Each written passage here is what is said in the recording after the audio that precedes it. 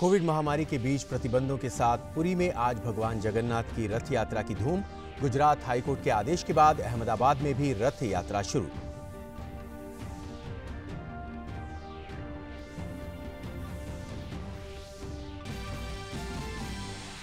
तीन दिन के दौरे पर रूस पहुंचे रक्षा मंत्री राजनाथ सिंह। दोनों देशों के बीच रक्षा और रणनीतिक साझेदारी में आएगी मजबूती। आज रूस के रक्षा मंत्री के साथ होगी द्विपक्षीय बैठक।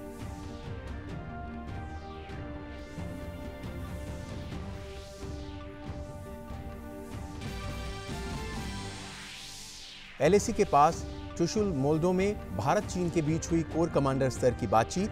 पूर्वी और पश्चिमी दोनों मोर्चों पर ऑपरेशनल स्थिति की समीक्षा के लिए दिल्ली में जारी है सेना की कमांडर कॉन्फ्रेंस। आज लेह का दौरा करेंगे सेना प्रमुख जनरल नरवणे।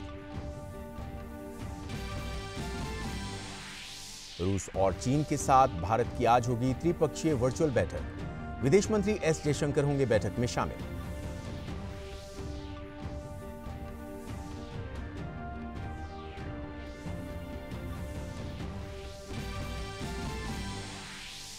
जनसंघ के संस्थापक डॉक्टर श्यामा प्रसाद मुखर्जी का बलिदान दिवस आज।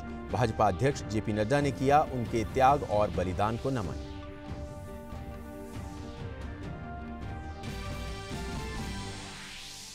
उपचार के बाद कोरोना मरीजों के ठीक होने की दर 55.77% पहुंची। 2.37 लाख से ज्यादा लोगों ने कोरोना को दी मात। सक्रिय मामलों की संख्या 1,74,387। कोरोना से अब तक 13,699 लोगों की मौत। और दुनिया भर में 90 लाख से ज्यादा हुए कोरोना के मामले, 4,71,000 से अधिक की मौत। अमेरिका में मृतकों का आंकड़ा पहुंचा 1,20,000 के पार।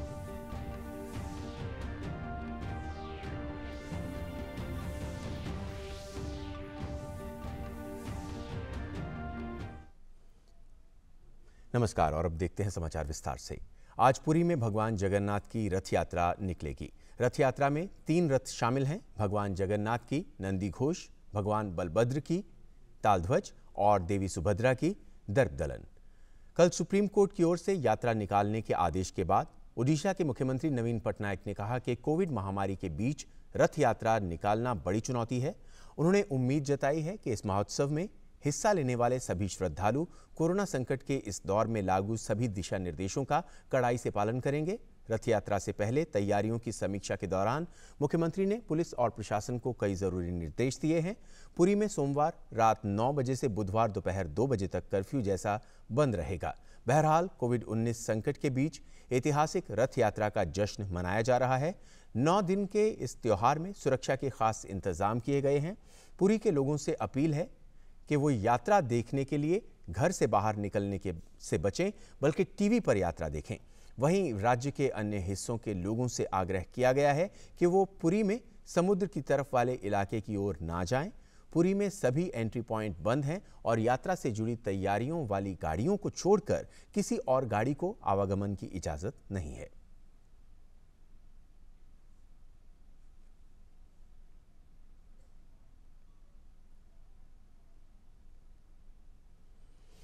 तो आज पुरी में भगवान जगन्नाथ की रथ यात्रा निकलेगी और इस रथ यात्रा में 3 रथ शामिल हैं। भगवान श्री जगन्नाथ की रथ यात्रा के पावन अवसर पर देशवासियों को हार्दिक शुभकामनाएं दी हैं। उपराष्ट्रपति ने ओडिशा के निवासी विशेषकर पुरी की इस विश्वविख्यात रथ यात्रा की वर्ष पर्यंत बेसब्री से प्रतीक्षा करते हैं। रथ यात्रा भगवान विष्णु के अवतार श्री जगन्नाथ जी की वार्षिक यात्रा का अवसर होता है। इस आयोजन में रथ यात्रा के उत्सव की भव्यता और रथों की दिव्यता सचमुच कल्पनातीत होती है। आज जब भारत और विश्व कोविड-19 महामारी से जूझ रहे हैं, हम अपने सभी पारंपरिक उत्सव घर में ही रहकर अपने स्वजनों के साथ ही मना रहे हैं। इस विषम परिस्थितियों में इस वर्ष हमें अपने आयोजन को सीमित रखना होगा। फिर भी रथ यात्रा से जुड़ी पवित्रता और आस्था हमारे जीवन को शांति, सौहार्द और खुशहाली से समृद्ध करेगी। उपराष्ट्रपति ने अपने ट्वीट में ये कहा।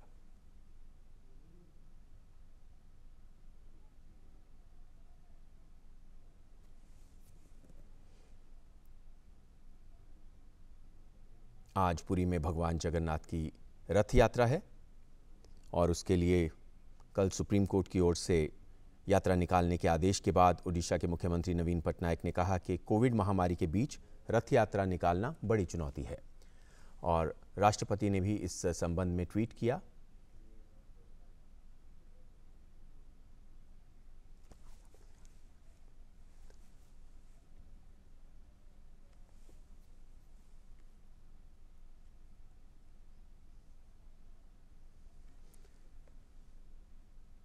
सभी को उन्होंने इस रथ यात्रा के अवसर पर बधाई दी है और कहा है कि कोविड-19 के खिलाफ भगवान हमारी लड़ाई में साहस और दृढ़ संकल्प के साथ आशीर्वाद दें और हमारे लिए अच्छा स्वास्थ्य और खुशियां लाएं। रथ यात्रा के शुभ अवसर पर सभी को बधाई, विशेष रूप से ओडिशा में भगवान जगन्नाथ के भक्तों को।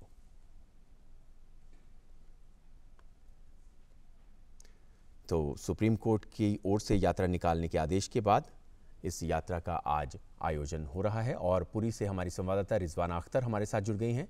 रिजवाना, किस तरह के इंतजाम किए गए हैं और कब ये यात्रा शुरू होगी, किस तरह का कार्यक्रम है? देखिए, रथ यात्रा की सुप्रीम कोर्ट की डिसीजन के बाद रथ यात्रा की पूरी तैयारी से काम चली है। आज जो है रथ यात्रा की तीनों रथ को जो चैरियट को पुलिंग के लिए है, ये दिन में 12 बजे के वक्त शुरू होगी, लेकिन उसके पहले बहुत सारे रिचुअल्स हैं जो पालन होगी। सबसे पहले इन तीनों लॉर्ड जगन्नाथ, लॉर्ड बलभद्र और लॉर्ड गॉडेस सुभद्रा को एक प्रोसेशन के पहंडी जिसे कहा जाता है उसमें लेके तीनों रथ में, अलग अलग रथ में उनको विराजमान किया जाएगा। उसके बाद एक छेरा पहरा बोल के एक रिचुअल है जिसमें गजपति महाराज शामिल होंगे और ये सब रिचुअल्स होने के बाद ही जो चैरियट पुलिंग है जिसको खींच के चैरियट को वो लेकर जाएंगे गुंडीचा मंदिर जो 3 किलोमीटर के डिस्टेंस में है जगन्नाथ मंदिर से, वहाँ ये रथ यात्रा की 9 दिन की ये शुरुआत होगी।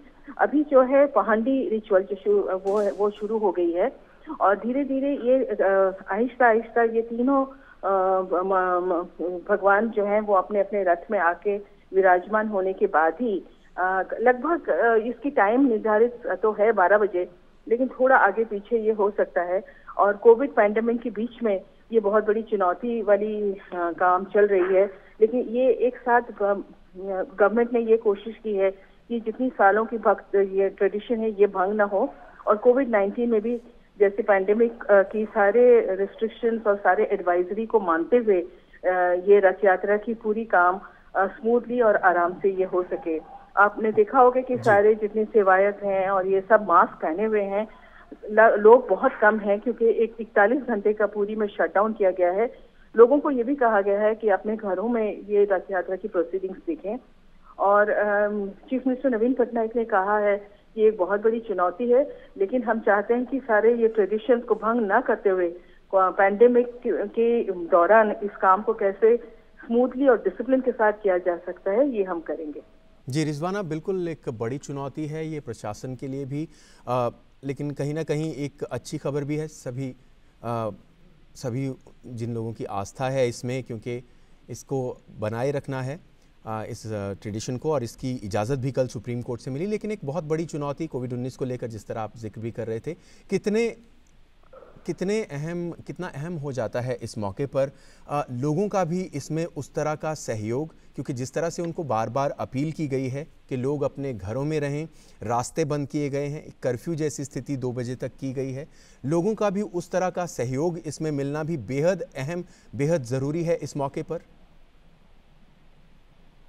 है। और इससे सबसे बड़ी ये बात ये है कि लोग ये चाहते थे कि ये जो जितनी सेंचुरीज ओल्ड ट्रेडिशन है इसमें भंग ना किया जाए और इसको हर जगह पे, हर स्ट्रेटा में, चाहे आप वो पुरी के जितने सेवायत हो, मंदिर के प्रशासक हो या जितने लोग हैं, कॉमन लोग हैं, ये इन्होंने सब सुप्रीम कोर्ट की ये राय को बिल्कुल स्वागत किया है। और जितना देखा जा रहा है कि लोग बहुत आराम से इसको एक्सेप्ट किए हैं कि ठीक है हम, क्योंकि सबको पता है कि कोविड-19 में कितना कोरोना वायरस में जो देश जूझ रहा है, इसमें एक रथ यात्रा जैसे इतनी बड़ी प्रोग्राम को करना बहुत मुश्किल है। हमेशा से ये आपको मालूम है कि ये बड़दांडा में इतने लोग रहते हैं, करीब करीब 10 लाख लोग आते हैं इसको देखने के लिए, सारे देश दुनिया से लोग आते हैं। लेकिन क्योंकि इस बार कोविड-19 ये है, पुरी के लोग खुद भी वहां जाने उनको मना किया गया है, उन्हें कहा गया है कि आप घर पे रहें। और लेकिन इसको लोग बहुत अच्छे से, क्योंकि जितने पेपर्स में हम देख रहे हैं, लोगों ने कहा है हमसे बातचीत में कि हम चाहते हैं कि रथ यात्रा हो, भगवान श्री जगन्नाथ अपने गुंडीचा रिजवाना, मंदिर हम जाएं। आपके पास फिर से आएंगे, आप हमारे साथ बने रहिएगा। अब हम रुक कर लेते हैं अहमदाबाद का, जहां पर जगन्नाथ रथ यात्रा वहां पर भी निकाली जा रही है और जतिन भट्ट हमारे साथ फोन लाइन पर जुड़ गए हैं। जतिन, बहुत अहम है, जब जिस तरह से इजाज़त मिली कल इस रथ यात्रा की अहमदाबाद में, और उसके बाद किस तरह का जोश भक्तों में देखा जा रहा है, साथ ही सतर्कता भी बेहद अहम, किस तरह से सतर्कता बरती जा रही है, प्रशासन के लिए कितनी बड़ी चुनौती है लोगों को ये समझा पाना कि कोविड-19 के दौरान सभी नियमों का पालन करें, और इस रथ यात्रा ये बीच में निकल रही है। बता दूं कि कल रात दोपहर लगभग करीब 2 बजे हाईकोर्ट का डिसीजन आया था कि रथ यात्रा है जो नगर चर्या पर भगवान नहीं निकलेंगे, और उसके बाद आज सुबह से मंदिर के अंदर ही तीनों रथ की परिक्रमा होने वाली है। खास कर आज सुबह मुख्यमंत्री जी विजय भाई रूपाणी ने अभी पहल की थी, पहल विधि की, जो सोने से जो झाड़ू लगाते हैं, मंदिर के रथों को प्रस्थान कराते हैं। तो खास कर जो पूरा जो रथ यात्रा का माहौल है वो पूरा उत्साह और उमंग से यहाँ पर है। और वो बात करते तो पूरे मंदिर को भी रोशनी से सजाया गया है। और जिस तरह से कोरोना का अहमदाबाद के अंदर कोरोना के चलते हुए ये रथ यात्रा को हाईकोर्ट ने परमिशन नहीं दी थी, उसके बावजूद अभी सीएम मुख्यमंत्री विजय भाई रूपाणी भी अभी पहल विधि के बाद और जगन्नाथ मंदिर के जो ट्रस्टी है उनके साथ अभी उनकी मीटिंग चल रही है। दोनों के बीच अभी चर्चा हो रही है, उसके बाद डिसीजन लिया जाएगा। क्योंकि एक तरफ से मंदिर प्रशासन है वो नगर रथ यात्रा निकालने के लिए कह रहे हैं। तो बताइए हुआ है कि मंदिर के परिसर के अंदर ही 7 जो परिक्रमा रथों की, तीनों रथों की होगी यहाँ पर।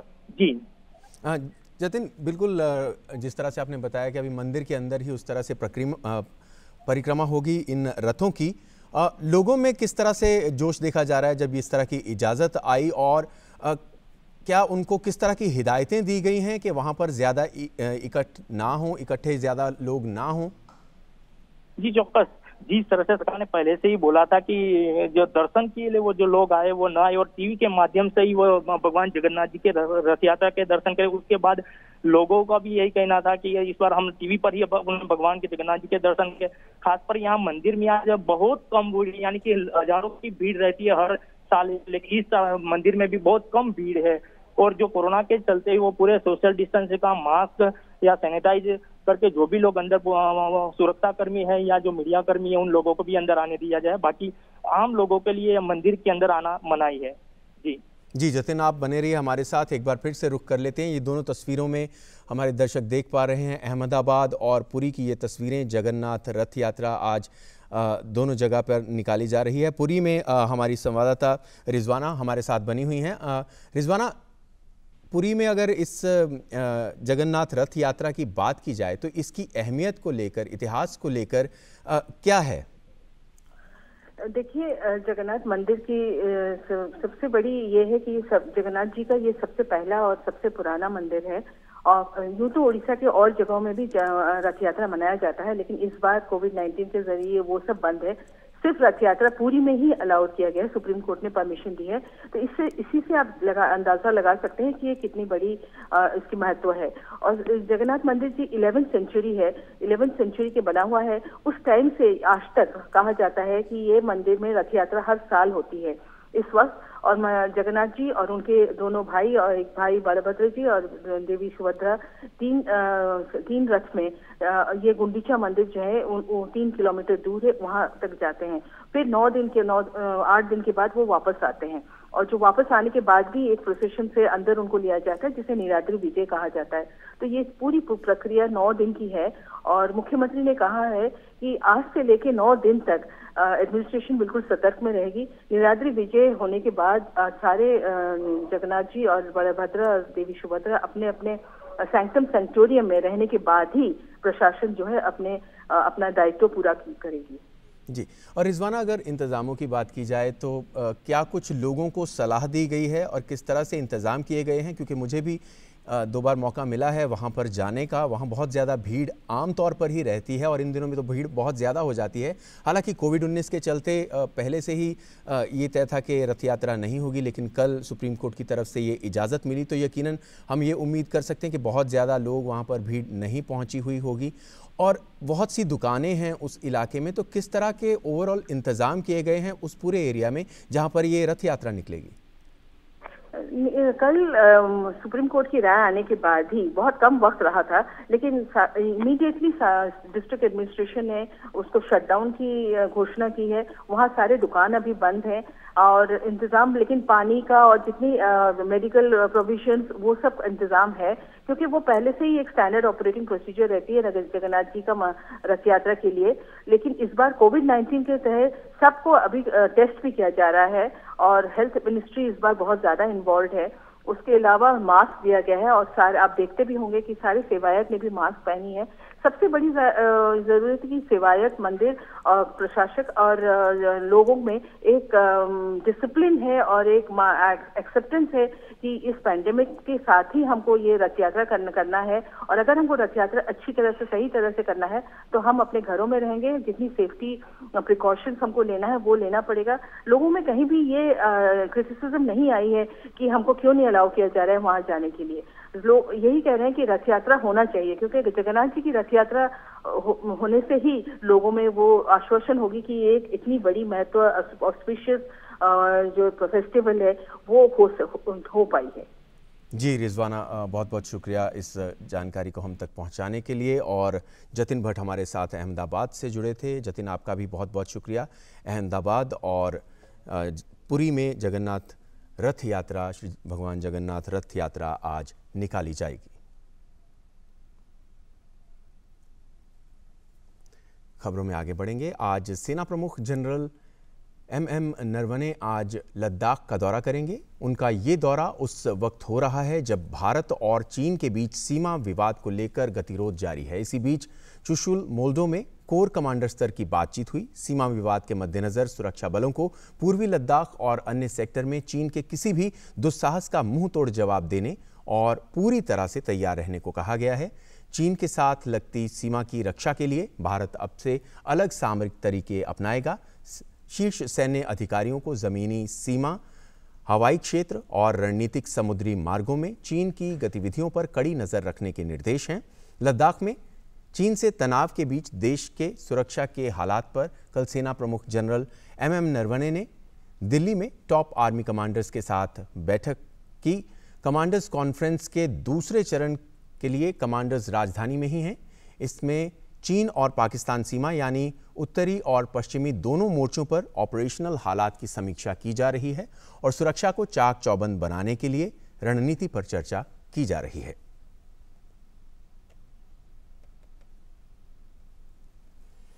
और इस पर और अधिक बात करने के लिए हमारे संवाददाता अमृतपाल हमारे साथ जुड़ गए हैं। अमृतपाल, आज सेना प्रमुख जनरल MM नरवणे लद्दाख का दौरा करेंगे, क्या कुछ डिटेल्स हैं? जी, आपने ठीक कहा कि जनरल नरवणे आज शाम यहाँ लेह का दौरा करेंगे, लद्दाख का दौरा करेंगे, जहाँ जो 14 कोर हेडक्वार्टर्स हैं। एसेंशली ये विजिट है कि आर्मी की किस तरह की प्रिपेयर्डनेस है। हमको ये भी पता लग रहा है कि वो आर्मी बेसिस विजिट करेंगे और उनकी प्रिपेयर्डनेस की समीक्षा करेंगे। जैसे आपने कहा कि जो रक्षा मंत्री के साथ मुलाकात हुई थी CDS और तीनों ट्राई सर्विसेज चीफ्स की, वहां पर ये डिसाइड किया गया था कि विजिल स्टेप अप की जाए, क्योंकि चाइनीज साइड पर LAC के चाइनीज साइड पर काफी हैवी बिल्डअप है, तो उसकी निगरानी की जाए और अगर चाइनीज साइड से कोई ट्रांसग्रेशन होता है या मिसएडवेंचरिज्म होती है, उसका बेफिटिंग रिप्लाई दिया जाए, मुंह तोड़ जवाब दिया जाए। तो उसके लिए इंडियन आर्मी ने अपनी जो बेसिस हैं, फॉरवर्ड बेसिस हैं, उन पर अपने डिफेंसेस स्ट्रॉन्ग किए हैं। काफी ट्रूप मूवमेंट आगे बढ़ाई गई है, क्योंकि 14-15 की रात का वो जो वाकया गुजरा, उसके बाद जो डायनेमिक है LAC पे, वो काफी चेंज हो गया है। हालांकि कल कोर कमांडर स्तर की वार्ता हुई और करीब 10 घंटे से ज्यादा ये वार्ता चली, जहां हालांकि फौज ने कोई आधिकारिक स्टेटमेंट नहीं दी है उस पर, पर हमें जो सोर्सेस सूत्र बता रहे हैं कि भारत ने चीन को ये साफ किया कि LAC पे किसी भी तरह की ट्रांसग्रेशन को बर्दाश्त नहीं किया जाएगा। दूसरी बात, जो डिसएंगेजमेंट का प्रोसेस एग्री अपॉन हुआ था 6 जून की कोर कमांडर्स की मीटिंग के बाद, उस प्रोसेस को आगे बढ़ाया जाए और उस चीनी फौजें अपनी स्टेटस को एंटे रिस्टोर करें, उन पोजीशंस पर जाएं जिन पर वो 2 मई से पहले जिन पोजीशंस पे थी। आर्मी चीफ ये लाइकली है कि वो कश्मीर भी जाएंगे, श्रीनगर भी जाएंगे कल। और आपको जैसे मालूम है कि वायुसेना अध्यक्ष ने 2 दिन का दौरा किया था, वो भी ले आए थे पिछले हफ्ते और श्रीनगर गए थे, तो उन्होंने वायुसेना की जो प्रिपेयर्डनेस है उसका जायजा लिया था।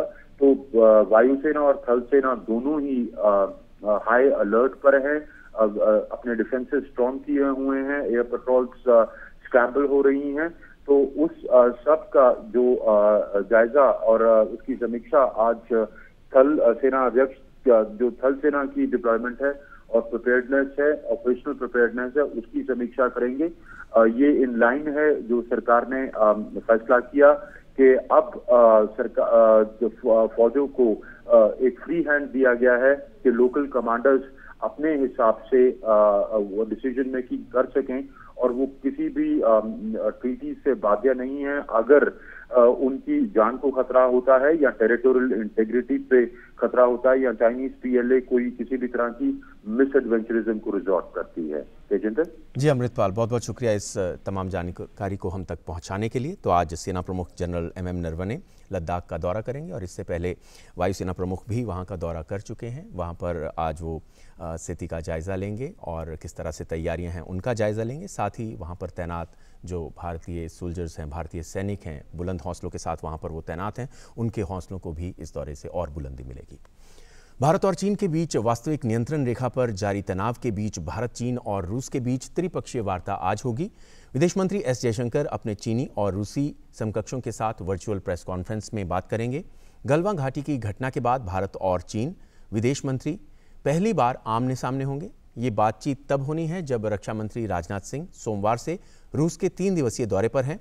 ये तीनों देशों को एक साथ आने का बेहतर अवसर है।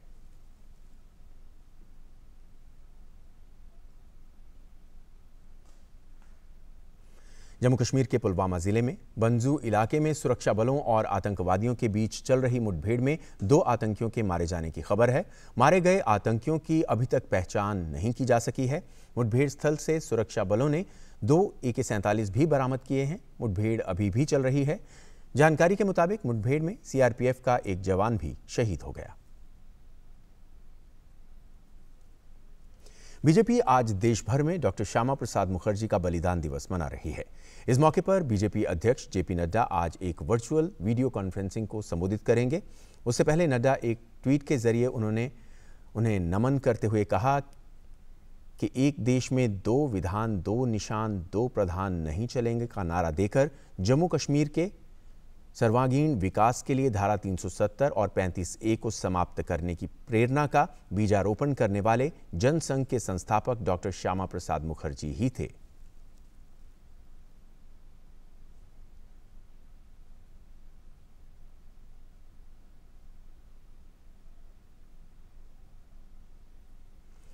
कोरोना महामारी के संकट के समय में मददगार के तौर पर भारतीय रेलवे अहम भूमिका निभा रही है। रेलवे ने दिल्ली, उत्तर प्रदेश, आंध्र प्रदेश, तेलंगाना और मध्य प्रदेश में कुल 960 कोविड केयर कोच तैनात किए हैं, जिनमें दिल्ली में 503, आंध्र प्रदेश में 20, तेलंगाना में 60, उत्तर प्रदेश में 372 और मध्य प्रदेश में 5 कोच तैनात किए गए हैं। उत्तर प्रदेश में वाराणसी डिवीजन के मऊ जंक्शन में भर्ती हुए 59 संदिग्ध मरीजों में से 8 को स्वास्थ्य में सुधार के बाद छुट्टी दे दी गई है। मऊ जंक्शन के अलावा उत्तर प्रदेश में 23 अलग अलग स्थानों पर कुल 372 कोच तैनात किए गए हैं। राजधानी दिल्ली में 9 स्थानों पर कुल 503 कोच तैयार किए गए हैं। भारतीय रेलवे ने कोरोना मरीजों को क्वारंटाइन करने के लिए अतिरिक्त इंफ्रास्ट्रक्चर के तौर पर कोच तैयार किए हैं। इन कोच में 6 मई को केंद्रीय स्वास्थ्य मंत्रालय द्वारा जारी SOP के अनुसार डॉक्टर और पैरामेडिक स्टाफ की तैनाती राज्य सरकारें कर रही हैं। रेलवे इन आइसोलेशन कोच में तापमान को नियंत्रित रखने के लिए विभिन्न विकल्पों पर काम कर रहा है। कोविड-19 मरीजों की देखभाल में मदद करने के लिए रेलवे राज्य सरकारों को हर संभव सहायता भी कर रहा है। महामारी से निपटने के लिए भारतीय रेलवे ने राज्यों को 5,231 कोविड केयर कोच मुहैया कराने का लक्ष्य रखा है।